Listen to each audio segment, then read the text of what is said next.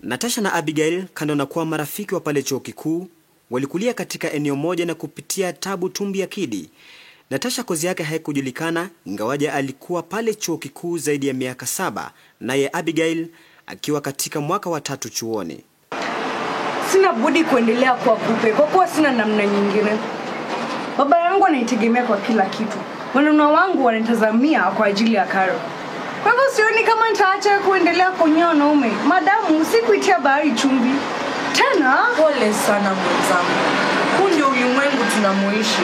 Ni ulimwengu wa wachache wenye nguvu.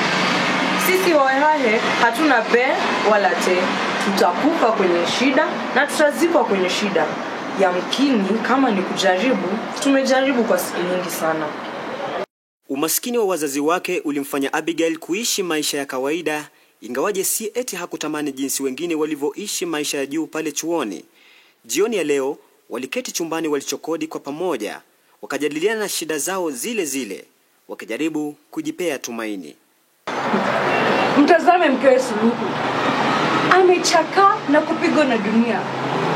Hana amani mama yule kutokana na wingi wa mali ya mumewe.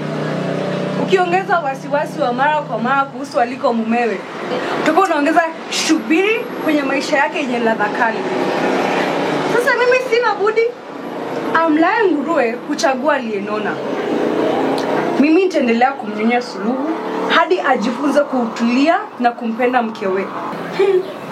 Lakini mwenzangu, nina wazo na mpango kabambe kabisa. Badala ya Suluhu kutumia tu kama chombo cha kujifurahisha mwenyewe, ninaweza kupa dawa ambayo ukimpa hivi tu atalala.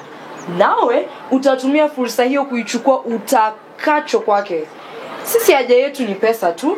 Tukiipata, tunatumia kujirembesha zaidi ili tupate wanaume zaidi watakao tuboreshea maisha.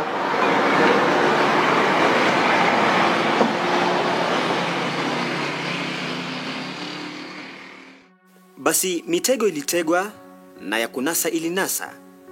Lakini si mitego yote hunasa kilichotarajiwa, ila hunasa zaidi ya matarajio. Abigail aliendelea na tega zake huku akiangazia Suluhu kama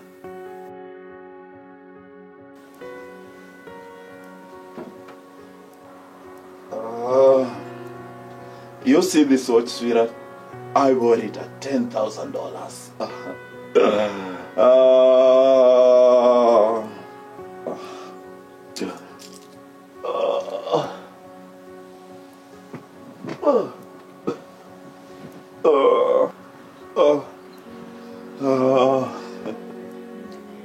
I'll go get the drinks, okay?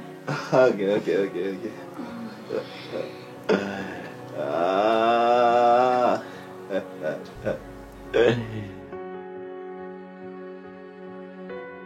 Hakikisha unaiponda kabisa iwe unga. Tilie kwenye kinywaji chake na umnyweshe mwenyewe kama ishara ya mapenzi yako kwake. Kisha tayaona matokeo mwenyewe.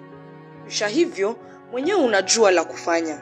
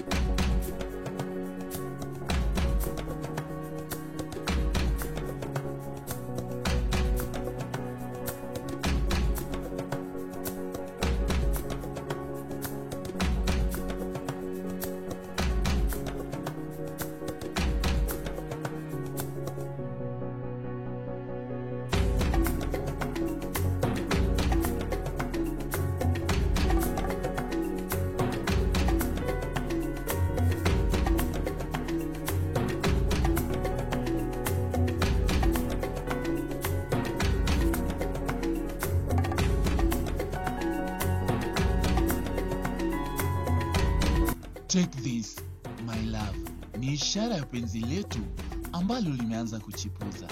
Iwapo penzi hili litatia doa, basi nirudishie mfuko huu kama ishara ya kulitupa penzi langu kama jongoo na mti wake.